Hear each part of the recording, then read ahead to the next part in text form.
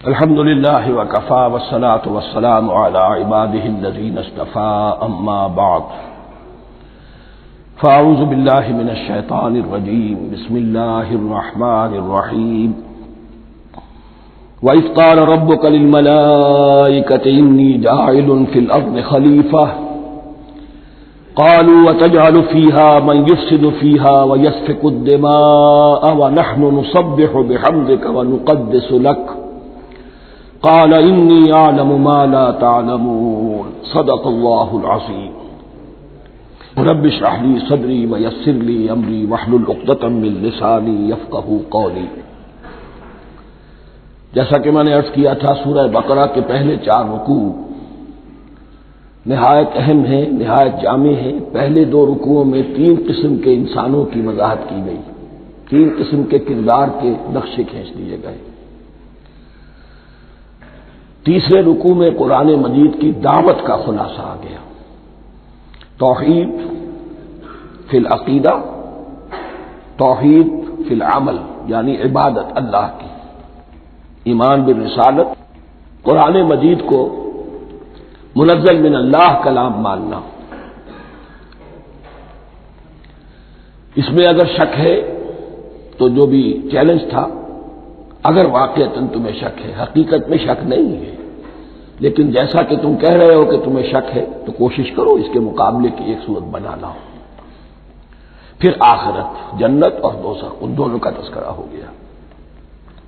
پھر ایک خاص مسئلہ جو قرآن مجید کے اسلوب پر اعتراض کی شکل میں آیا کہ اس میں مچھر جیسی حقیر شے کا بھی تذکرہ ہے، اس کی حکمت بیان کر دی گئی کہ تشبیہ اور تمثیل میں ظاہر بات ہے کہ ممثل لہو اور ممثل بہی میں مناسبت چاہیے۔ جس چیز کے لیے تمثیل بیان کی جا رہی ہے، جس شے سے تمثیل بیان کی جا رہی ہے، ان میں مناسبت ہونی چاہیے، اس میں عظیم یا حقیر کا کوئی سوال نہیں۔ پھر یہ بات کہ جن لوگوں کے دلوں میں زیغ ہے، کجی ہے، وہ اس قرآن سے بھی ان کی ضلالت میں، گمراہی میں اضافہ ہوگا۔ جو لوگ طالب حق ہیں ان کو یہ قرآن مجید ہدایت دے گا، اور کن کو اللہ گمراہ کرتا ہے؟ جو سرکش ہے، جو نمبر 1 اللہ سے جو عہد کر کے دنیا میں آئے تھے اس کی خلاف ورزی کر رہے ہیں اور صلہ رحمی کے بجائے قطع رحمی کرتے ہیں۔ اس کے بعد ایک بہت اہم فلسفیانہ بات آ گئی، اور اسی کے ضمن میں نے اصل میں یہ ساری بات دہرائی ہے۔ میں نے کہا تھا کہ یہ بات واضح ہوگی آگے جا کر سورہ غافر میں۔ پھر ذہن میں لائیے کہ جب یہ صورت نازل ہوئی ہے، سورہ غافر نازل ہو چکی تھی، لہذا یہاں اجمالی تذکرہ ہے، وہاں تفصیلی تذکرہ ہے۔ اہل جہنم کا قول نقل ہوا ہے، ربنا امتنا اثنتین واحییتنا اثنتین فاعترفنا بذنوبنا فهل الى خروج من سبیل۔ اے اللہ، تو نے 2 مرتبہ ہم پر موت وارد کی، 2 مرتبہ ہمیں زندہ کیا، اب ہم نے اپنے قصور تسلیم کر لیے، تو اب یہاں سے بھی کوئی اور مرحلہ ہے یا نہیں؟ یہاں سے نکلنے کا بھی کوئی راستہ ہے یا نہیں؟ اس سے حقیقت یہ واضح ہوئی، انسان کی تخلیق اول ہوئی عالم ارواح میں، صرف ارواح کی حیثیت سے، اور حدیث میں آتا ہے الارواح جنود مجندہ، لشکروں کی شکل، تمام انسان۔ ان سے عہد لیا گیا الست بربکم قالوا بلی، پھر سلا دیا گیا ارواح کو۔ یہ گویا کہ پہلی موت تھی جو ہم گزار آئے۔ پھر عالم خلق کا مرحلہ آیا۔ عالم خلق میں یہ تناسل کے ذریعے سے رحم مادر میں جب ایک جنین تیار ہوتا ہے تو ایک حدیث ہے حضرت عبداللہ ابن مسعود سے، 4 مہینے کا جب جنین ہو جاتا ہے تو اس کے بعد وہ روح لا کر اس میں پھونک دی جاتی ہے۔ یہ گویا کہ احیاء اولا ہو گیا، پہلی مرتبہ کا زندہ کیا جانا، پہلی موت کی نیند سے جگا دیا گیا۔ اے تازہ واردان بساط ہوائے دل، اب ہم اس دنیا میں اس جسد کے ساتھ زندہ ہوئے، اب پھر موت آئے گی، جسد یہی چلا جائے گا جہاں سے آیا تھا، روح جہاں سے آئی تھی وہاں واپس جائے گی۔ ثم یمیتکم ثم یحییکم ثم الیہ ترجعون، پھر تمہیں اللہ کی طرف لوٹا دیا جائے گا۔ یہ ہے بہت گہرا نقطہ فلسفہ دین کا۔ اس کے بعد مضمون شروع ہو رہا ہے خلافت کا، جس کا اجمالی جو ہے تذکرہ تیسرے رکوع کی آخری آیت میں آ گیا۔ هو الذی خلق لکم ما فی الارض جمیعا، زمین میں جو کچھ ہے اے انسانوں تمہارے لیے پیدا کیا گیا۔ اسی کے ساتھ جڑتا ہوا مضمون اب خلافت کا آ رہا ہے۔ وَإِذْ قَالَ رَبُّكَ لِلْمَلَائِكَةِ إِنِّي جَاعِلٌ فِي الْأَرْضِ خَلِيفَةً، اور یاد کرو جب کہ کہا تھا تمہارے رب نے فرشتوں سے، میں بنانے والا ہوں زمین میں ایک خلیفہ۔ اب خلیفہ کی حقیقت کو سمجھیے، خلیفہ کسے کہتے ہیں؟ نائب۔ عام طور پر لوگوں کو مغالطہ ہوتا ہے کہ خلیفہ جانشین جو ہے وہ تو کسی کے موت کے بعد ہوتا ہے، زندگی میں تو نہیں ہوتا۔ لیکن یہاں اصل میں ہمارے لیے بہت آسان ہے، انسان کی جو اصل حقیقت ہے اس دنیا میں اس کو سمجھنے کے لیے یوں سمجھیے کہ ہم آج سے 50 سال پہلے انگریز کے غلام تھے، ہمارا بادشاہ یا ملکہ انگلستان میں تھا یا تھی، دہلی میں وائس رائے ہوتا تھا۔ وائس رائے کا کام کیا ہے؟ جو حکم آیا ہے ہز میجسٹیز گورنمنٹ کا یا ہر میجسٹیز گورنمنٹ کا جو حکم آیا ہے بلا چون و چرا، بغیر کسی تغیر اور تبدل کے نافذ کرے۔ ہاں جہاں کوئی حکم وہاں سے نہیں ہے تو یہاں کے حالات میں بہترین اپنی رائے قائم کرے، غور و فکر کرے، یہاں کی مصلحتیں کیا ہے، جو چیز بھی امپائر کی مصلحت میں ہو اس کے مطابق فیصلہ کر سکتا ہے۔ بین ہی یہی رشتہ ہے، اللہ ہے لیکن اللہ نے اپنے آپ کو غیب کے پردے میں چھپا لیا ہے۔ زمین پر انسان ہے، اب انسان کا کام یہ ہے جو ہدایت آ رہی ہے اللہ کی طرف سے اس پر تو بے چون و چرا عمل کرے۔ جہاں کوئی ایکسپریس ہدایت نہیں ہے، کوئی واضح ہدایت نہیں ہے، وہاں اپنے بیسٹ ججمنٹ کو ایکسرسائز کرے، اسی کا نام اجتہاد ہے۔ غور و فکر کرے، سوچے، اور جو بات روح دین کے زیادہ سے زیادہ مطابقت رکھنے والی ہو اس کو اختیار کرے۔ بین ہی یہی رشتہ ہے در حقیقت، رشتہ خلافت کہ جو اللہ اور انسان کے مابین ہے۔ اب یہ جو دی گئی ہے یہ حیثیت تمام انسانوں کو دی گئی ہے، پوٹینشلی ہر انسان اللہ کا خلیفہ ہے، لیکن جو اللہ کا باغی ہو جائے، جو خود حاکمیت کا مدعی ہو گیا، گویا کہ وہ باغی ہے۔ اب اگر شاہجہان بادشاہ تھا، اس کا کوئی ولی عہد تھا، اور ولی عہد جو ہے صبر نہیں کر سکتا، اپنے باپ کی زندگی ہی میں بغاوت کر دیتا ہے، حکومت حاصل کرنا چاہتا ہے، تو اب وہ کیا ہے؟ واجب القتل ہے۔ جو لوگ بھی حاکمیت کے مدعی ہو گئے، ویسے تو حقیقت واجب القتل ہے، لیکن دنیا میں مہلت دی ہے اللہ نے، یہ دارالامتحان ہے، فوراً قتل نہیں کرتا، فوراً ختم نہیں کرتا۔ وَلَوْلَا كَلِمَةٌ سَبَقَتْ مِنْ رَبِّكَ إِلَىٰ أَجَلٍ مُّسَمًّى لَقُضِيَ بَيْنَهُمْ، اگر یہ پہلے بات طے نہ ہو چکی ہوتی، ایک وقت معین تک کے لیے انہیں مہلت اللہ نے نہ دی ہوتی تو اللہ فیصلہ چکا دیتا، لیکن مہلت دی ہے۔ لیکن کم سے کم اتنی سزا ملتی ہے کہ اب وہ خلافت کے حق سے محروم کر دیے گئے۔ گویا کہ اب خلافت دنیا میں ہوگی خلافت المسلمین، صرف وہی شخص کہ جو اللہ کو مانے اپنا حاکم مطلق، وہ خلافت کا اہل ہے۔ تو یہ چند باتیں خلافت کی اصل حقیقت کے ضمن میں یہیں پر سمجھ لیجیے۔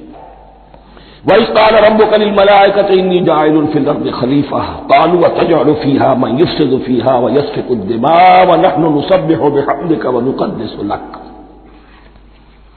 اور یاد کرو جب کہ تمہارے رب نے کہا تھا فرشتوں سے کہ میں زمین میں خلیفہ بنانے والا ہوں، تو انہوں نے کہا کہ کیا تو بنائے گا اس میں جو فساد مچائے گا اس میں اور خوریزی کرے گا۔ وَنَحْنُ نُسَبِّحُ بِحَمْدِكَ وَنُقَدِّسُ لَكَ، ہم آپ کی تسبیح اور تحمید اور آپ کی تقدیس میں لگے ہوئے ہیں۔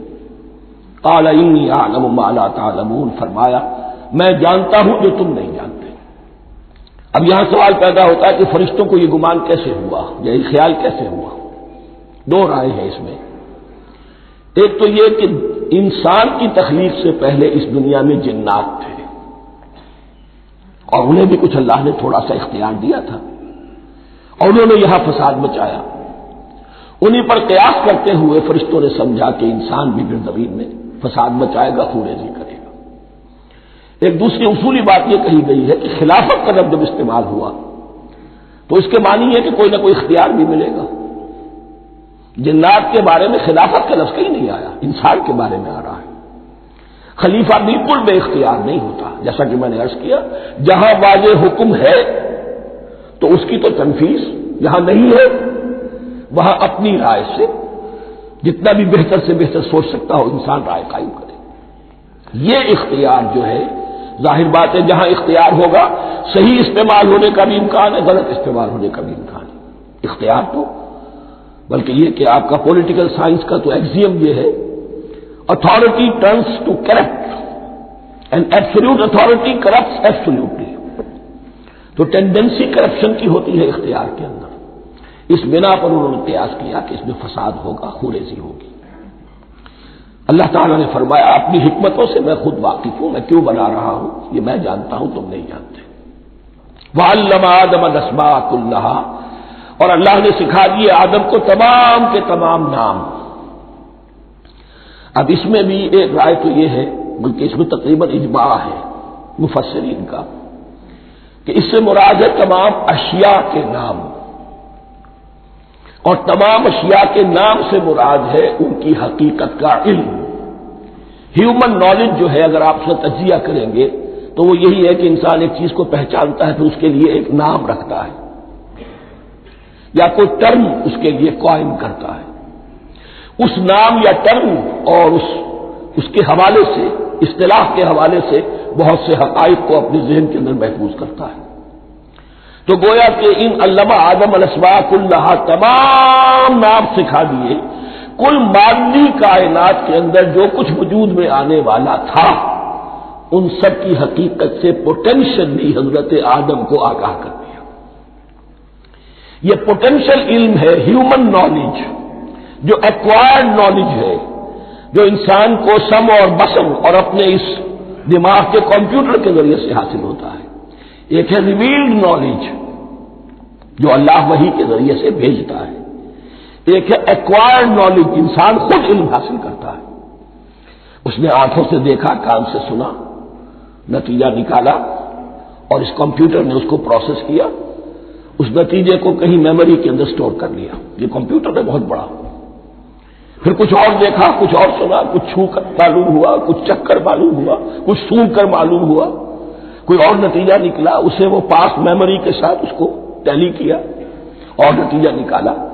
اس طرح رفتہ رفتہ ان السمع والبصر والفؤاد کل اولئک کان عنہ مسئولا، یہ ایکوائرڈ نالج تین چیزوں سے انسان کو حاصل ہو رہا ہے، سماعت، بصارت اور یہ عقل، جو فائدہ اخذ کرتی ہے، جو اس کو پروسیس کرتی ہے، اس تمام جو سینس ڈیٹا اس کو مہیا ہوتا ہے سینس آرگن کے ذریعے سے۔ یہ علم ہے جو پوٹینشلی حضرت آدم کو دے دیا گیا، اس کی ایکسفولیشن ہو رہی ہے، اب درجہ بدرجہ وہ علم پھیل رہا ہے، بڑھ رہا ہے، اور بڑھتے بڑھتے کہاں تک پہنچے گا ہم کچھ نہیں کہہ سکتے، کہاں سے کہاں پہنچ گیا انسان۔ اس نصف صدی کے اندر علم انسانی میں جو ایکسپلوژن ہوا ہے، میں اور آپ اس کا تصور تک نہیں کر سکتے۔ اکثر بڑے بڑے جو سائنسدان ہیں انہیں تصور نہیں ہے، اس لیے کہ ایک شخص اپنی لائن فزکس کے بارے میں جانتا ہے کیا کچھ ہو گیا، یا فزکس کی بھی کسی شاخ کے بارے میں جانتا ہے، باقی دوسری جو لائن ہے اسے کچھ پتہ نہیں۔ اسپیشلائزیشن کا دور ہے، لہذا جو ایکسپلوژن کہا جائے، دھماکہ ہوا ہے علم کا، اس کا کوئی اندازہ نہیں ہے ہمارے پاس، اور کس تیزی کے ساتھ وہ چیز آگے بڑھ رہی ہے، کس تیزی کے ساتھ ایک چیز آج جو ایجاد ہوئی چند دنوں کے اندر اندر اس کے بعد اس کا نیا کوئی ورژن آ جاتا ہے اور یہ چیز جو ہے آبسولیٹ ہو جاتی ہے۔ کمیونیکیشن کے اندر جو انقلاب عظیم برپا ہوا ہے، تو آپ یہ سمجھیے کہ اقبال نے جو شعر کبھی کہا تھا کہ عروج آدم خاکی سے انجم سہمے جاتے ہیں، کہ یہ ٹوٹا ہوا تارا مہ کامل نہ بن جائے، اور یہ مہ کامل بنے گا کب؟ جب دجال کی شکل اختیار کرے گا۔ دجال کون ہوگا؟ جو ان تمام قواعد طبیعہ کے اوپر قابو پا لے گا، جب چاہے گا جہاں چاہے گا بارش برسائے گا، رزق کے تمام خزانے اپنے ہاتھ میں لے لے گا، جو اس کے اوپر ایمان لائے گا اسی کو ملے گا، کسی اور کو نہیں ملے گا. اس کی آواز پوری دنیا میں سنائی دے گی. وہ چند دنوں کے اندر پوری دنیا کا چکر لگا لے گا. یہ ساری چیزیں جو حدیث میں دجال کے بارے میں آئی ہیں وہ اسی علم آدم ایکوائرڈ نالج کے اس حد کو پہنچ جانا کہ وہ ٹوٹل مسٹریز نیچر کی جو ہے وہ اس پر منکشف ہو جائے اور ان قواعد طبیعہ کو وہ ہارنس کر لے، قابو میں لے آئے اور انہیں استعمال کرے. کبھی جب ہمارے کسی بہت 200-300ویں کوئی پیڑھی میں کوئی ہمارے جد امجد ہوں گے جنہوں نے کوئی چٹان دیکھی کہ گری، پتھر پر پتھر ٹکرایا تو آگ اس میں سے شعلہ نکلا، اس کا یہ مشاہدہ کافی ہو گیا آگ پیدا کرنے کے لیے. پتھروں کو ٹکراؤ آگ پیدا کر لو. یہ اس دور کی سب سے بڑی ایجاد تھی، آگ، انرجی. اب وہ انرجی کہاں سے کہاں پہنچی؟ وہ آگ نے بھاپ کی شکل اختیار کی، پھر ہم نے بجلی ایجاد کی، اور کب کیا ہے ایٹمک انرجی ہے اور ڈبل کیا کیا ہے اللہ اعلم. اس تمام چیزوں کا تعلق ہے خلافت ارضی کے ساتھ. لہذا فرشتوں کو جو بتایا گیا وہ یہ ہے کہ آدم کو علم بھی دیا جا رہا ہے، صرف اختیار ہی نہیں دیا جا رہا، علم دیا جا رہا ہے. وَعَلَّمَ آدَمَ الْأَسْمَاءَ كُلَّهَا ثُمَّ عَرَضَهُمْ عَلَى الْمَلَائِكَةِ، پھر ان تمام اشیاء کو پیش کیا فرشتوں کے سامنے.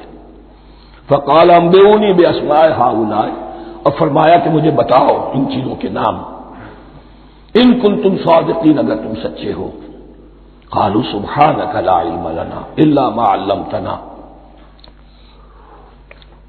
انہوں نے کہا پروردگار تو پاک ہے ہر نقص سے، ہر عیب سے، ہر ذوف سے، ہر احتیاج سے، مبرہ ہے، منزہ ہے، اعلیٰ ہے، عرفہ ہے. لا علم لنا الا ما علمتنا، ہمیں کوئی علم حاصل نہیں سوائے اس کے جو تو نے ہمیں سکھا دیا ہے. اس کی تعبیر یہی بہتر معلوم ہوتی ہے کہ ملائکہ کی حیثیت در حقیقت اس کائناتی جو حکومت ہے اللہ کی آفاقی حکومت، اس کے کارندوں کی ہے، یہ اس کے سول سروینٹس ہیں.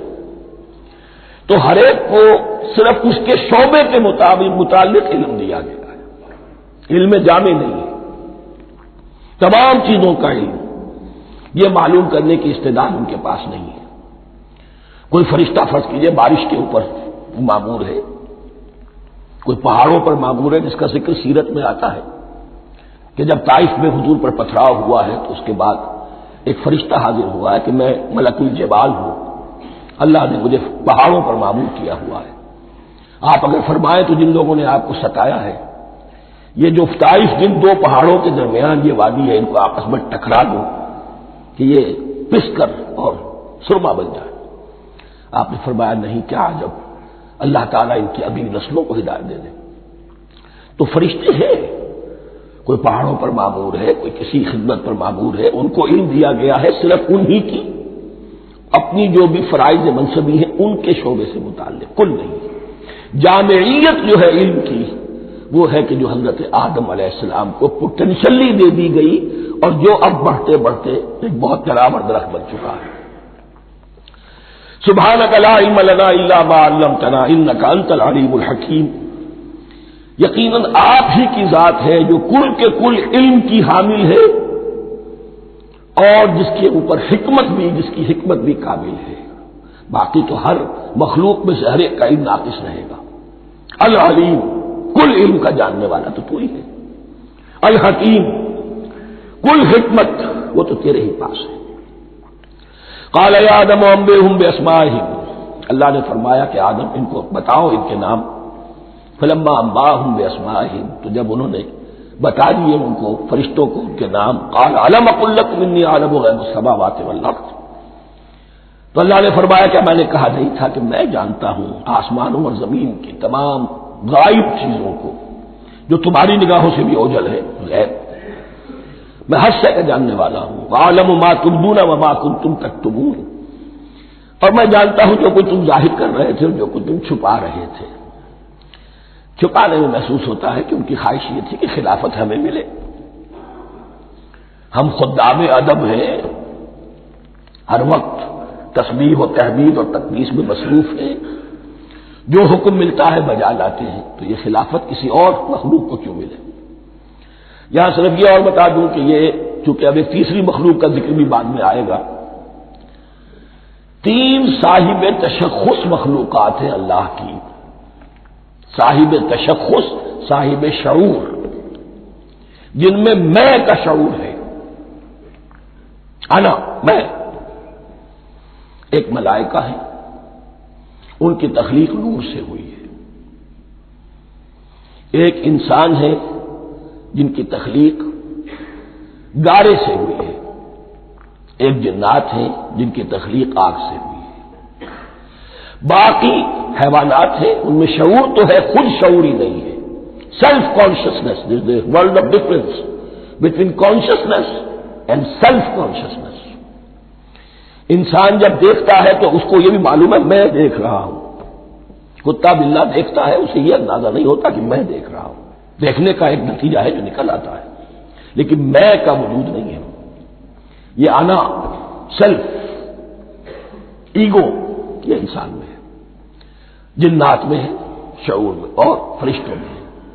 ایک نوری مخلوق، ایک ناری مخلوق، ایک زمین کے اس کرسٹ میں، یہ جو مٹی اور گارے، مٹی کا اور پانی کا جو ملغوبہ ہے گارے کی شکل میں، اس سے بنا ہے۔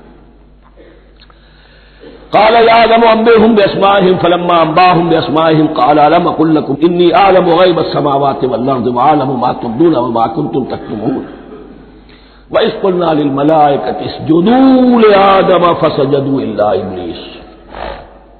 اور یاد کرو جب کہ ہم نے کہا فرشتوں سے سجدہ کرو سب کے سب آدم کو، جھک جاؤ آدم کے سامنے، فسجدوا، ان سب نے سجدہ کیا، الا ابلیس، سوائے ابلیس کے۔ پہلی بات تو یہ سمجھیے کہ تمام ملائکہ کے سجدے کی ضرورت کیا تھی؟ کیا یہ صرف تعظیماً تھا؟ اور تعظیماً اگر تھا تو کیا آدم خاکی کی تعظیم تھی یا کسی اور شے کی تعظیم تھی؟ مکی صورتوں میں یہ بات 2 جگہ واضح کی گئی ہے۔ فَإِذَا سَوَّيْتُهُ وَنَفَخْتُ فِيهِ مِن رُوحِي فَقَعُوا لَهُ سَاجِدِينَ، جب میں اس آدم کی تخلیق مکمل کر لوں اور اس میں اپنی روح میں سے پھونک دوں، تب گر پڑنا اس کے سامنے سجدے میں۔ تعظیم اگر ہے تو آدم خاکی کی نہیں ہے، اس کے اندر جو ڈیوائن ایلیمنٹ ہے، جو ڈیوائن سپارک ہے، جو روح ربانی ہے، میری روح، اس کی ہے۔ اور نمبر 2، اس کی حکمت کیا ہے، علت کیا ہے، غرض و غائب کیا ہے؟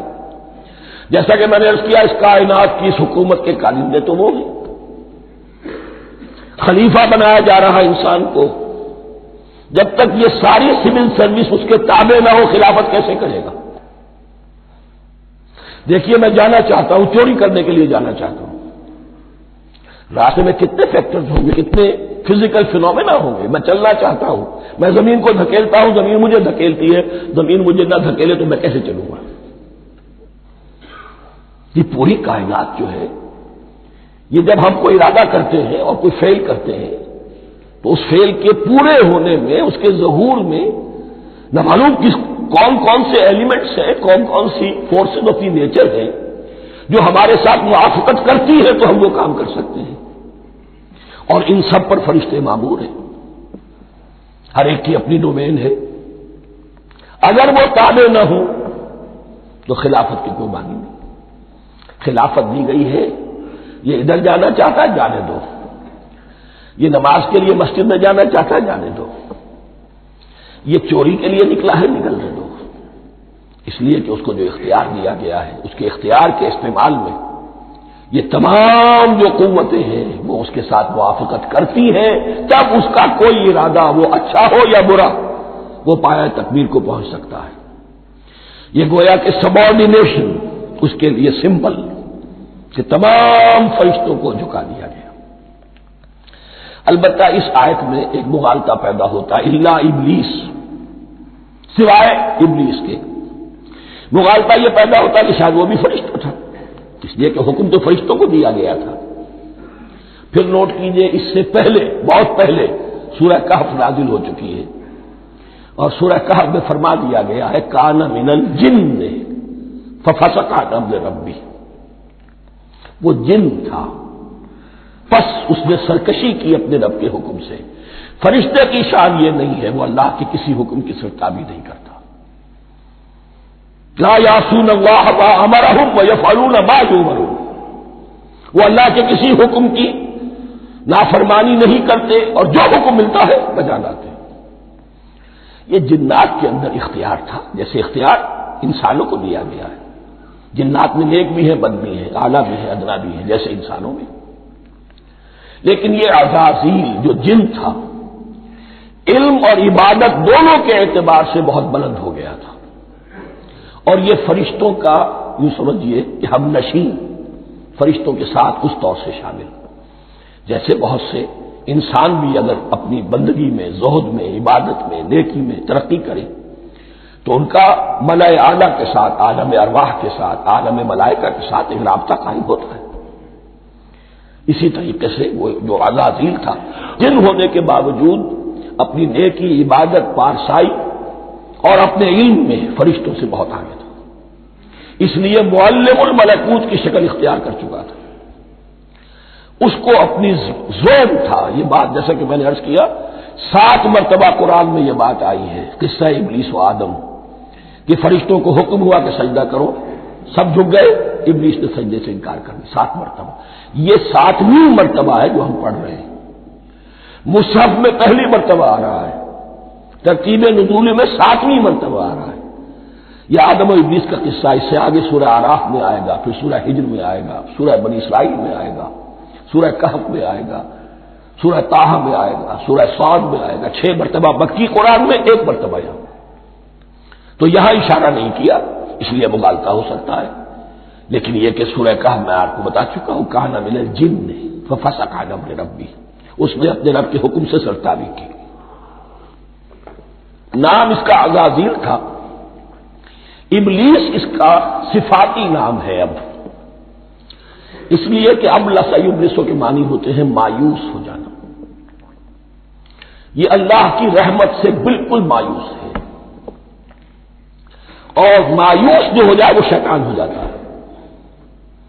اب میرا تو چھٹکارا نہیں ہے، جتنوں کو برباد کر سکوں کروں. میری تو عاقبت خراب ہو چکی ہے، جتنوں کو اپنے ساتھ، ہم تو ڈوبے ہیں سنم، تم کو بھی لے ڈوبیں گے. اب وہ شیطان اس معنی میں کہ انسان کی عداوت اس کی گھٹی میں پڑ گئی. اس نے اللہ سے پھر اجازت بھی لی کہ مجھے مہلت دے دے، یوم یبعثون، قیامت تک کے دن کے لیے، تو میں ثابت کر دوں گا کہ یہ آدم اس رتبے کا حقدار نہ تھا، مستحق نہ تھا جو اسے دیا گیا. انا خیر منہ، میں اس سے بہتر ہوں. خلقتنی من نار وخلقتہ من طین، تو نے مجھے آگ سے بنایا، اسے گارے سے بنایا. لیکن یہ تکبر ہے در حقیقت کہ جس نے اسے راندہ درگاہ حق کر دیا. وَإِذْ قُلْنَا لِلْمَلَائِكَةِ اسْجُدُوا لِآدَمَ فَسَجَدُوا إِلَّا إِبْلِيسَ أَبَىٰ وَاسْتَكْبَرَ. ابا، اس نے انکار کیا، واستکبر، اور تکبر کیا، استکبار کیا. وَكَانَ مِنَ الْكَافِرِينَ. کانا عربی زبان میں 2 طرح کا ہوتا ہے، تامہ، ناقصہ. ایک معنی یہ ہو سکتے ہیں کہ ہو گیا، اب اپنے اس استکبار اور انکار کی وجہ سے کانا من الکافرین، وہ کافروں میں سے ہو گیا. ایک کانا تامہ ہوتا تھا ہی کافروں میں سے، یعنی اس کے اندر سرکشی چھپی ہوئی تھی، اب ظاہر ہو گئی. یہ معاملہ ہوتا ہے، کسی شخص کی بدنیتی اس کے اوپر پردے پڑے رہتے ہیں، نیکی کے، زہد کے، کسی خاص وقت میں آ کر وہ ننگا ہو جاتا ہے، اور جو اس کے اندر تھا اصل، اس کی حقیقت، وہ سامنے آ جاتی ہے. اس کا امکان ہے. تو دونوں معنی اس کے ہو سکتے ہیں. وَقُلْنَا يَا آدَمُ اسْكُنْ أَنْتَ وَزَوْجُكَ الْجَنَّةَ، اور ہم نے کہا کہ اے آدم رہو تم اور تمہاری بیوی جنت میں. اب یہ جنت کون سی ہے؟ اکثر حضرات کے نام کے نزدیک یہ جنت کہیں آسمان ہی میں تھی، آسمان ہی میں حضرت آدم کی تخلیق ہوئی.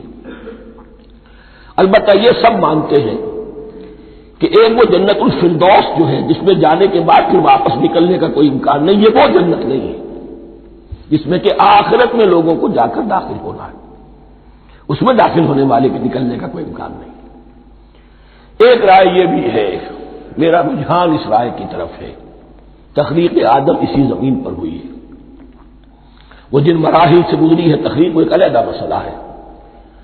بایولوجی اور وحی دونوں اس پر متفق ہیں کہ مٹی سے، کرسٹ آف دی ارتھ سے انسان بنا ہے، اس پر اتفاق ہے قرآن کا بھی اور بایولوجی کا بھی، جدید علم الحیوانات کا بھی، علم الحیات کا۔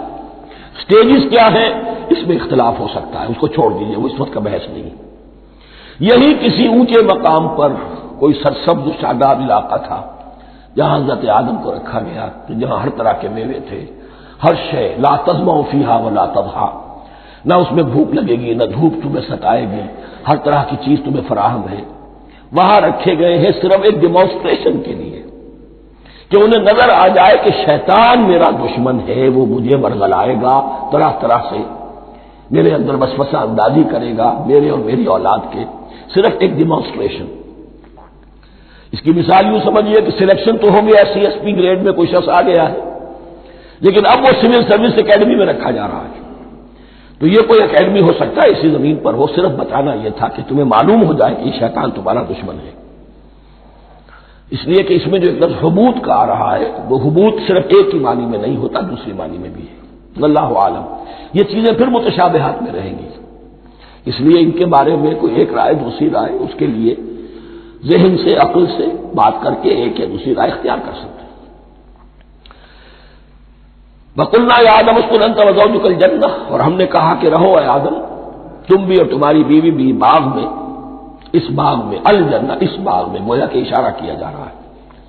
وَكُلَا مِنْهَا رَغَدًا حَيْثُ شِئْتُمْ، اور کھاؤ اس میں سے با فراغت جہاں سے چاہو، ہر طرح کا پھل ہے کھاؤ۔ وَلَا تَقْرَبَا هَٰذِهِ الشَّجَرَةَ، یہاں پہ اس درخت کا نام نہیں دیا گیا، اشارہ اس درخت کے قریب مت جانا۔ فَتَكُونَا مِنَ الظَّالِمِينَ، تو تم ظالموں میں سے ہو جاؤ گے، تم حد سے گزرنے والوں میں سے ہو جاؤ گے۔ اب اس کی بھی حکمت سمجھیے کہ چونکہ ڈیمانسٹریشن کرانی ہے کہ تمہیں کسی چیز سے، 1000 چیزیں مباح ہیں دنیا میں، چند چیزیں پینے کی حرام ہیں۔ اب تم اگر ان 1000 مباح چیزوں کو چھوڑ کر حرام چیز کو پیتے ہو تو یہ تمہارا اختیار ہوا، جبکہ اللہ تعالیٰ نے مباحات کا دائرہ بہت وسیع رکھا ہے۔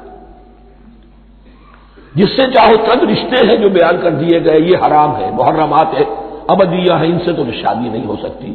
باقی کسی مسلمان عورت سے دنیا کے کسی کونے میں وہ شادی کر سکتے، کروڑوں کے آپشنز آپ کے لیے خالی کھلے ہیں، لیکن پھر بھی انسان شادی نہ کرے، زنا کرے، یہ گویا کہ اس کی اپنی خباثت نفس ہے۔ ایک نہیں، دو دو، تین تین، چار چار تک شادی کرو، اجازت ہے تمہیں۔ تو اس اعتبار سے مباحات، اب یہ پورا باغ تمہارے لیے مباح ہے، بس ایک درخت ہے اس کے پاس نہ جانا، اور درخت کا نام لینے کی کوئی ضرورت نہیں، تو آزمائش تھی نا، صرف ایک آزمائش اور اس کی ڈیمانسٹریشن۔ فَأَزَلَّهُمَا الشَّيْطَانُ عَنْهَا، تو پھسلا دیا ان دونوں کو شیطان نے اس درخت کے بارے میں۔ اب وہ کس کس طریقے سے پھسلایا، یہ بھی جیسا کہ میں نے عرض کیا 6 مرتبہ چونکہ یہ قصہ آ چکا ہے، اس کی آپ کو سورہ طٰہٰ میں تفصیل ملے گی، کس کس طریقے سے پھسلایا اور اس بات کے لیے تیار کیا۔ فَأَخْرَجَهُمَا مِمَّا كَانَا فِيهِ، تو نکلوا لیا ان دونوں کو اس کیفیت میں سے جس میں کہ وہ تھے، وہ کیفیت کہ نہ کوئی مشقت ہے، نہ کوئی محنت ہے، اور انسان کو ہر طرح کا اچھے سے اچھا پھل مل رہا ہے، تمام ضروریات فراہم ہیں، اور خاص کوئی حلہ جنت ہے جس کا کہ لباس بھی عطا کیا گیا ہے۔ لیکن ان کیفیات سے اب نکال کر، اب جسے آپ کہیں گے بٹر فیکٹس آف لائف، اچھا اب جاؤ، یہ ڈیمانسٹریشن کرنی تھی، ہو گئی۔ شیطان تمہارا دشمن ہے، تمہارا اور تمہاری نسل کا، شیطان لعین، اور وہ تمہیں پھسلائے گا جیسے آج پھسلایا ہے۔ تم آگاہ رہنا اس کی شرارتوں سے۔ ان الشیطان لکم عدو فاتخذوہ عدوا، یہ شیطان تمہارا دشمن ہے، اسے اپنا دشمن ہی سمجھو۔ لیکن یہ ہے کہ اگر کچھ لوگ اسے دوست بنا لیں، اس کے ایجنٹ بن جائیں، اس کے کارندے بن جائیں، یہ ان کا چوائس ہے جس کی سزا انہیں ملے گی۔ فَأَخْرَجَهُمَا مِمَّا كَانَا فِيهِ وَقُلْنَا اهْبِطُوا بَعْضُكُمْ لِبَعْضٍ عَدُوٌّ، اور ہم نے کہا اترو، تم سب ایک دوسرے کے دشمن ہوگے. اب یہ چونکہ جمع کا صیغہ آیا ہے، ایک دوسرے کے دشمن ہوگے، تو ایک دشمنی تو شیطان اور آدم اور ذریت آدم کی ہے، ایک اور دشمنی بھی ہے جو انسان میں مرد اور عورت کے مابین ہے. عورت بھی پھسلاتی ہے، غلط راستے پر ڈالتی ہے، مرد عورتوں کو گمراہ کرتے ہیں، عورتیں مردوں کو گمراہ کرتی ہیں. قرآن مجید میں کہا گیا یا ایھا الذین آمنوا ان من ازواجکم واولادکم عدوا لکم فاحذروہم. اہل ایمان چوکنے رہو، چوکس رہو، تمہاری بیویوں اور اولاد میں سے تمہارے دشمن ہیں، بچ کر رہو، کیپ الرٹ. کہیں ان کی محبت تمہیں راہ حق سے منحرف نہ کر دے. تم ایک اچھا کام کرنا چاہتے ہو، بیوی رکاوٹ بن گئی، بیوی کو اچھا کام کرنا چاہتی، شوہر رکاوٹ بن گیا، تو یہ محبت نہیں ہے، یہ عداوت ہے. اس حوالے سے بعضکم لبعض عدو ولکم فی الارض مستقر ومتاع الی حین.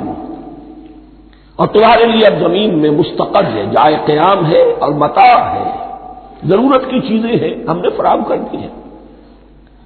الی حین، لیکن ایک وقت معین تک کے لیے، یہ ابدی نہیں ہے، ایک وقت آئے گا یہ بساط ہم لپیٹ دیں گے. یوم نطوی السماء کطی السجل للکتب، جس دن کے ہم تمام فضاؤں کو اور تمام خلاؤں کو، تمام آسمانوں کو اس طرح لپیٹ لیں گے جیسے کتابوں کا طوبار لپیٹ دیا جاتا ہے. ایک وقت آئے گا. یہ تخلیق الی اجل مسمى ہے، الی حین ہے. فتلقى آدم من ربه کلمات فتاب علیہ. تو سیکھ لیے، حاصل کر لیے آدم نے اپنے رب سے کچھ کلمات، تو اللہ نے ان کی توبہ قبول کر لی. اب اس کی وضاحت سورہ اعراف میں ہے. یہ تو چونکہ پس منظر میں وہ 2/3 قرآن موجود ہے، اس کی وضاحت کیا ہے کہ حضرت آدم میں سخت پشیمانی پیدا ہوئی ہے، میں نے کیا کیا، مجھ سے خطا سرزد ہو گئی، اللہ کے حکم کی میں نے خلاف ورزی کی. لیکن ان کے پاس الفاظ نہیں تھے کن الفاظ میں اللہ سے استغفار کریں، کن الفاظ میں اللہ سے معافی چاہے. اللہ کی رحمت یہ ہوئی کہ اللہ نے الفاظ انہیں خود تلقین فرما دی. یہ اللہ کی شان رحیمی ہے. اصل شے جو ہے وہ انسان کے اندر گناہ پر ندامت کا پیدا ہو جانا ہے، یہ اصل توبہ ہے. علامہ اقبال نے جو بڑی اپنی آغاز ان فوان شباب میں جو اشعار کہے تھے، ان میں سے ایک شعر کو سن کر پھڑک اٹھے تھے اس وقت کے اساتذہ بھی. موتی سمجھ کے شان کریمی نے چن لیے قطرے جو تھے میرے عرق انفعال کے. انفعال کہتے ہیں شرمندگی کو. شرمندگی سے میری پیشانی پر جو پسینے کے قطرے نمودار ہو گئے، میرے پروردگار کو وہ اتنے عزیز ہوئے، اس نے انہیں موتی کی طرف چن لیا. موتی سمجھ کے شان کریمی نے چن لیے قطرے جو تھے میرے عرق انفعال کے. تو فتلقى آدم من ربه کلمات، ان پر پچھتاوا ہوا، ندامت ہوئی. اللہ نے انہیں الفاظ، وہ الفاظ کیا تھے؟ وہ سورہ اعراف میں ہیں. ربنا ظلمنا انفسنا وان لم تغفر لنا وترحمنا لنكونن من الخاسرین. اے اللہ، ہم نے اپنی جانوں پر ظلم کیا ہے، اور اگر تو نے ہمیں بخش نہ دیا اور رحم نہ فرمایا تو ہم تو خسارہ والوں میں ہو جائیں گے، تباہ ہو جائیں گے، برباد ہو جائیں گے. یہی پر فوری تقابل موجود ہے. غلطی ابلیس سے بھی ہوئی، حکم سے سرتابی ہوئی، لیکن اس پر ندامت نہیں ہوئی، تکبر کی بنا پر اور اکڑ گیا، انا خیر منہ. غلطی آدم سے بھی ہوئی، نافرمانی ہوئی، لیکن اس پر پشیمان ہوئے اور توبہ کی. وہ شیطنت ہے، یہ آدمیت ہے. ورنہ کوئی انسان گناہ سے اور معصیت سے مبرہ نہیں ہے. حضور کی ایک حدیث ہے کل بنی آدم کلکم خطاؤون، کل بنی آدم خطاؤون وخیر الخطائین التوابون.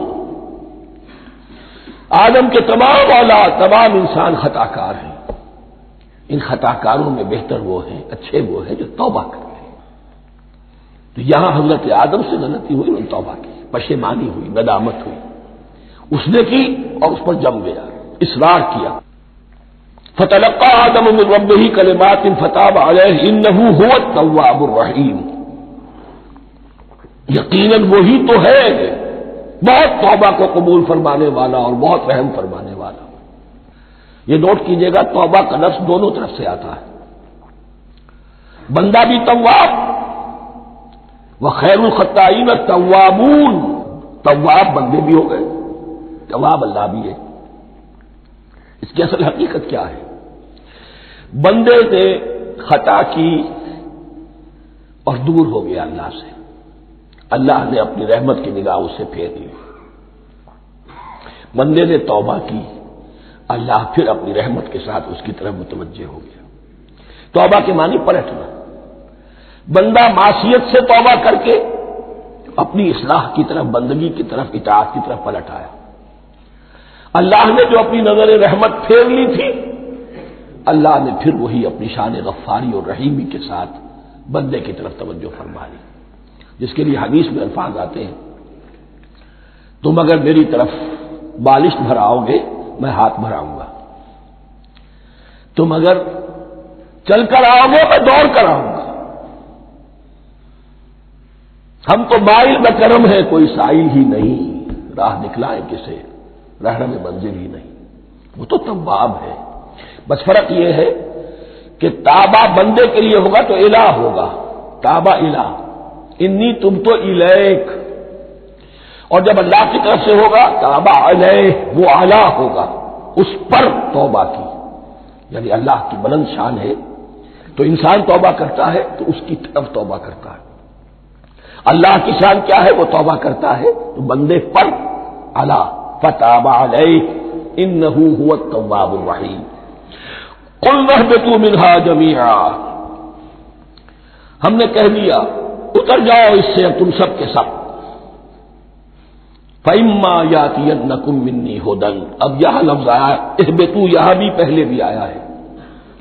جو حضرات یہ سمجھتے ہیں کہ تخلیق آدم آسمانوں پر ہوئی ہے اور جنت بھی وہ آسمان میں ہے جہاں رکھے گئے تھے، آزمائشی یا ٹریننگ یا ڈیمانسٹریشن والی جنت، وہ یہاں حبوط کا ترجمہ کریں گے کہ آسمان سے زمین پر اترنے کا حکم دیا گیا. جو لوگ سمجھتے ہیں یہی کسی بلند مقام پر تھے، وہ کہتے ہیں کہ نیچے اترو، کسی بڑی اونچی سطح مرتفع پر اگر کوئی جگہ تھی تو اب نیچے اترو اور جاؤ، اب تمہیں زمین میں ہل چلانا پڑے گا اب روٹی حاصل کرنے کے لیے. یہ جو نعمتوں کے دسترخوان یہاں بچھے ہوئے تھے یہ اب تمہارے لیے نہیں ہے. اس کے لیے اس معنی مجلس کا استعمال جو ہے وہ آ جائے گا آگے چل کر اسی سورہ بقرہ کے اندر، کہ اس معنی میں بھی سورہ بقرہ کے 7ویں رکوع میں یہ لفظ استعمال ہوا ہے. تو امکان اس کا بھی ہے. بس اس سے آگے ادھر یا ادھر کی زیادہ بحث کرنے کا یہ موقع دورہ ترجمہ قرآن میں نہیں ہے. قُلْ اهْبِطُوا مِنْهَا جَمِيعًا فَإِمَّا يَأْتِيَنَّكُم مِّنِّي هُدًى فَمَن تَبِعَ هُدَايَ فَلَا خَوْفٌ عَلَيْهِمْ وَلَا هُمْ يَحْزَنُونَ. تو جب بھی آئے گی تمہارے پاس میری جانب سے کوئی ہدایت، تو جو کوئی میری ہدایت کی پیروی کرے گا اس کے لیے نہ خوف ہوگا اور نہ وہ حزن سے دوچار ہوگا. یہ ہے علم انسانی کا دوسرا گوشہ، ریویلڈ نالج. اس چوتھے رکوع کی جو حسن ہے اسے دیکھیے. شروع میں ایکوائرڈ نالج کا ذکر ہے جو پوٹینشلی حضرت آدم کی ذات میں رکھ دیا گیا اور جو انسان نے پھر اپنی محنت سے ان السمع والبصر والفؤاد اس کے ذریعے سے آگے بڑھایا. یہ علم ہے چل رہا ہے. آج مغربی اقوام ہم سے بہت آگے ہیں. کبھی ایک زمانے میں مسلمان آگے نکل گئے تھے، لیکن ظاہر بات ہے کہ اس دنیا میں عروج تو انہی کو ہوگا جو ان چیزوں میں سب سے زیادہ جس کی آگہی حاصل ہوگی. البتہ ایک علم وہ ہے جو آسمان سے نازل ہوتا ہے، یہ گیون ہے، ریویلڈ نالج ہے، یہ وحی ہے.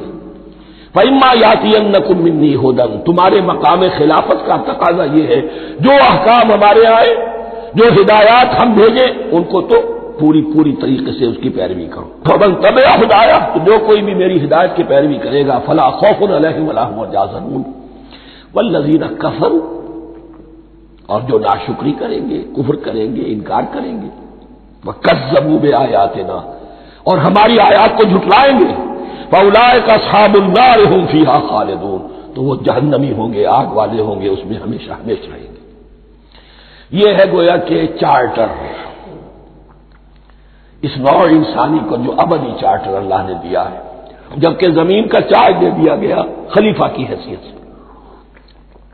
یہاں یہ 4 رکوع جو ہے سورہ بقرہ کے، جو میں نے عرض کیا تھا، قرآن کی دعوت، قرآن کا بنیادی فلسفہ، اس پر یہ جام ہے، اور یہ مکی صورتوں کے مضامین کا خلاصہ۔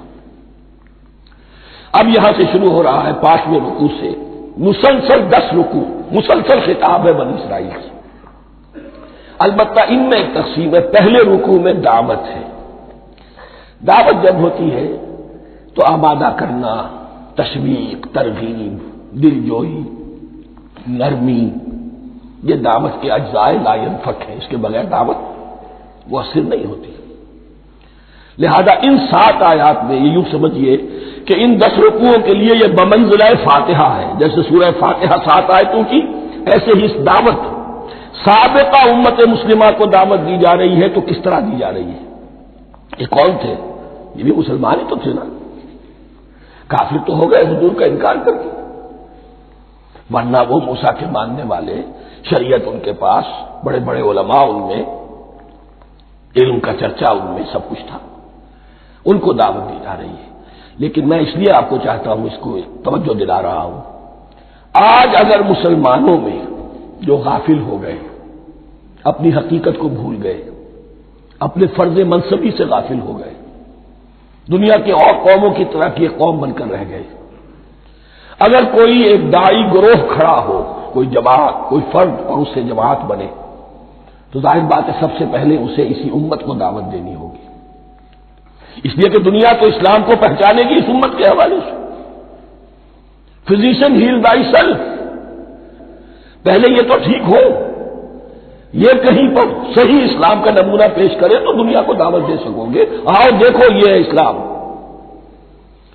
اس لیے ان کو جو دعوت دینے کا اسلوب ہونا چاہیے وہ عکس ہوگا اس اسلوب کا جو ان 7 آیات میں ہمارے سامنے آ رہا ہے۔ یا بنی اسرائیل اذکروا نعمتی التی انعمت علیکم، اے بنی اسرائیل، اسرائیل کو سمجھ لیجئے یہ مرکب لفظ ہے، اسم، اسی سے اسیر بنا ہے، اسیر جو کسی کا قیدی ہوتا ہے۔ ایل عبرانی میں اللہ کے لیے ہے، اور اسرائیل کا ترجمہ ہے عبداللہ، اللہ کا غلام، اللہ کے ساتھ بندھا ہوا، اس کی اطاعت کے قلاتے کے اندر۔ تو یہ اسرائیل یہ لقب ہے حضرت یعقوب علیہ السلام کا۔ ان کے 12 بیٹے تھے، 12 بیٹوں سے جو نسل چلی وہ بنی اسرائیل ہے، انہی میں حضرت موسیٰ کی بعثت ہوئی اور تورات انہیں دی گئی، پھر یہ ایک بہت بڑی امت بنے۔ ان پر 4 ادوار آ چکے تھے قرآن مجید کے نزول کے وقت تک۔ 2 مرتبہ اللہ کی رحمت کی بارشیں ہوئیں، انہیں عروج نصیب ہوا، 2 مرتبہ ان کو دنیا پرستی، شہوت پرستی، اللہ کے احکام کو پسوپش ڈال دینے کی سزا میں عذاب کے کوڑے ان پر برسے۔ اس کا ذکر آئے گا سورہ بنی اسرائیل کے پہلے رکوع میں۔ اس وقت جبکہ قرآن نازل ہو رہا ہے، اس وقت وہ اپنے اس زوال کے دور میں تھے۔ حال یہ تھا کہ حضور صلی اللہ علیہ وسلم کی بعثت سے پہلے ہی 2nd ٹیمپل بھی شہید کیا جا چکا تھا، گرایا جا چکا تھا۔ حضرت سلیمان نے جو بنایا تھا ہیکل سلیمانی، جس کو یہ 1st ٹیمپل کہتے ہیں، اسے نیبوکدنیزر نے گرا دیا تھا حضرت مسیح سے بھی کئی سو سال پہلے۔ لیکن اس کے بعد پھر یہ رومنز نے سن 70 عیسوی میں حضور کی ولادت سے 500 برس پہلے ان کا یہ یروشلم تباہ و برباد ہوا، اس میں لوگوں کو قتل کیا گیا، قتل عام ہوا، اور 2nd ٹیمپل جو ہے وہ بھی گرا دیا گیا، جو اب تک گرا پڑا ہوا ہے۔ صرف ایک ویلنگ وال ہے جس کے پاس جا کر یہودی جو ہے ماتم کر دیتے ہیں، روتے ہیں، اور اب وہ بنانے پر تلے ہوئے ہیں اپنا 3rd ٹیمپل، اس کے نقشے بن چکے ہیں، بلو پرنٹ بن چکے ہیں۔ لیکن بہرحال جس وقت قرآن نازل ہو رہا تھا یہ بہت ہی پستی میں تھے۔ اس کے بارے میں فرمایا، اے بنی اسرائیل ذرا یاد کرو میرے اس انعام کو جو تم پر ہوا، وہ انعام کیا ہے؟ میں نے تمہیں اپنی کتاب دی، نبوت سے سرفراز فرمایا، اپنی شریعت تمہیں عطا فرمائی، تمہیں داؤد، تمہارے اندر داؤد اور سلیمان جیسے بادشاہ اٹھائے جو بادشاہ بھی تھے، نبی بھی تھے۔ وَأَوْفُوا بِعَهْدِي، اور میرے وعدے کو پورا کرو تاکہ میں بھی اپنے وعدے کو پورا کروں۔ یہ وعدہ ہے جو کتاب استثناء جو ہے اولڈ ٹیسٹمنٹ کی، ڈیوٹرانومی، اس کے 18ویں باب کی آیت نمبر 18-19 میں ہے۔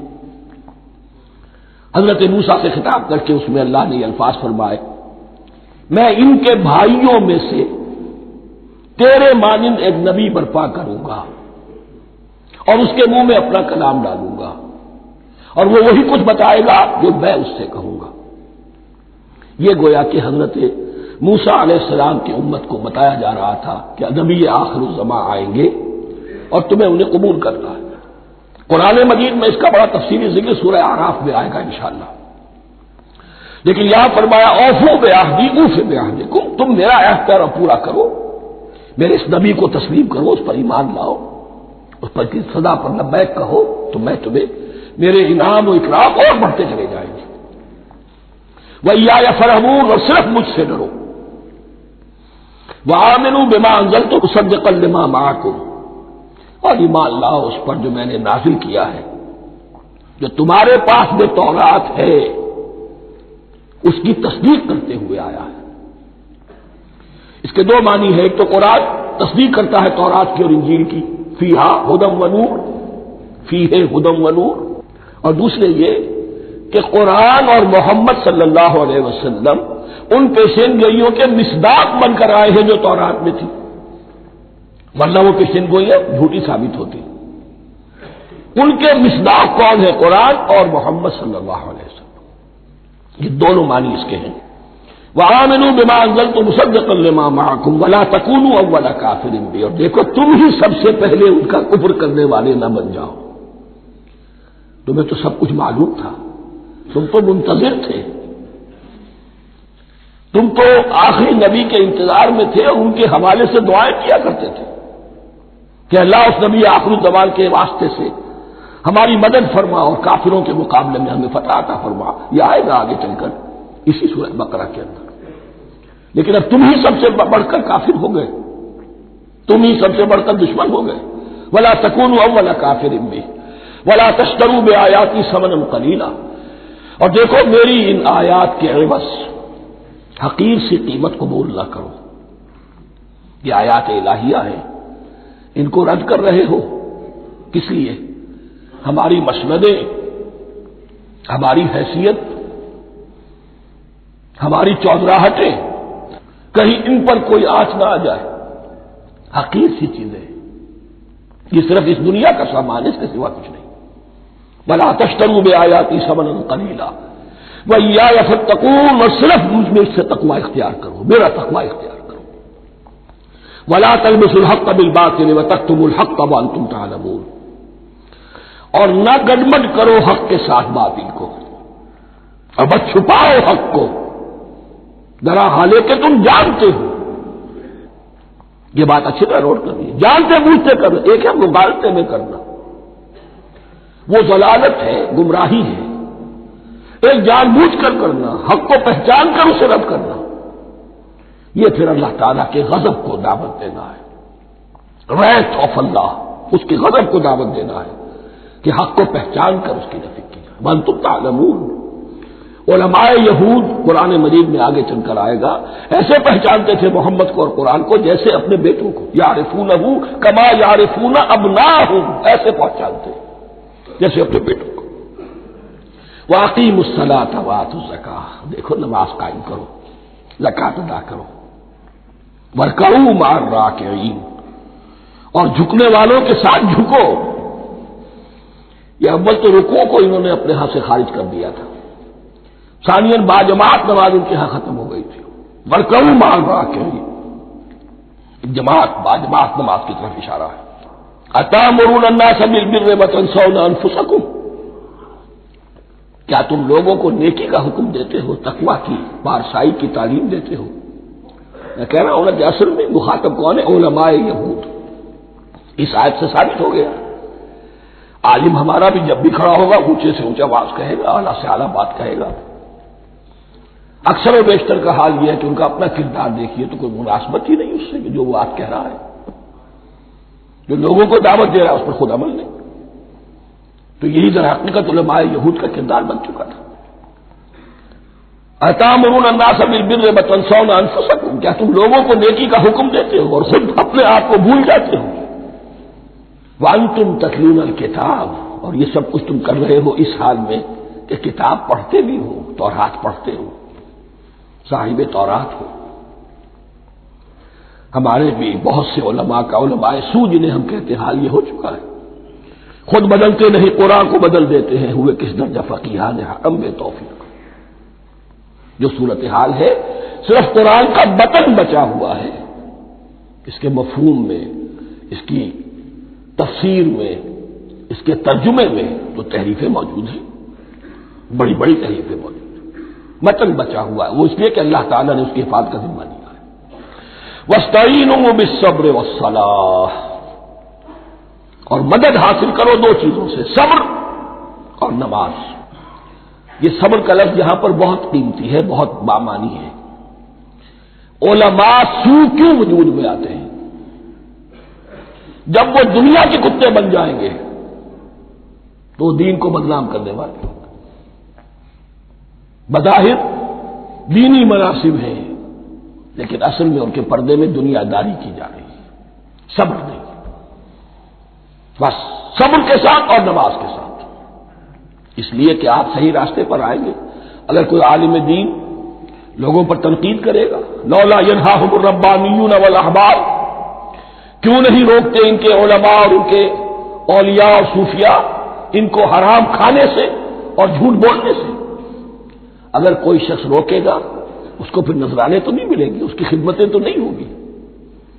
اگر تو دنیا میں صبر اختیار کرنا ہے تب تو آپ حق بات کہہ سکتے ہیں، اور اگر دنیاوی ایمبیشنز ہے تو پھر آپ کو کہیں نہ کہیں کمپرومائز کرنا پڑے گا۔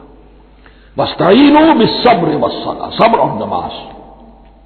وَإِنَّهَا لَكَبِیرَةٌ، اور یقیناً یہ بہت بھاری شے ہے، بہت بھاری شے ہے۔ عام طور پر خیال یہ ہے کہ انہا کی ضمیر صرف صلاۃ کی طرف جاتی ہے، نماز بہت بھاری ہے۔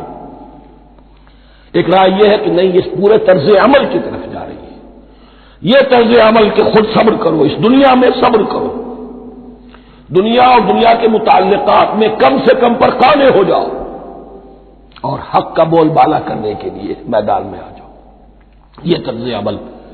اور اس میں پھر نماز، الصلاۃ عماد الدین۔ وَإِنَّهَا لَكَبِیرَةٌ إِلَّا عَلَى الْخَاشِعِینَ، یہ یقیناً بہت بھاری چیز ہے، یہ روش، یہ رویہ بھی بہت بھاری اور نماز بھی بہت بھاری ہے، سوائے ان خشوع رکھنے والوں کے، ڈرنے والوں کے جن کے دل جھک گئے ہیں اللہ کے سامنے۔ الذین یظنون انہم ملاقو ربہم، جنہیں یہ یقین ہے کہ انہیں اپنے رب سے ملاقات کرنی ہے، جیسا کہ میں نے شروع میں توجہ دلائی تھی، وبالآخرۃ ہم یوقنون، یہ ایمان بالآخرت ہے جو انسان کو سیدھا رکھتا ہے عمل کے میدان میں۔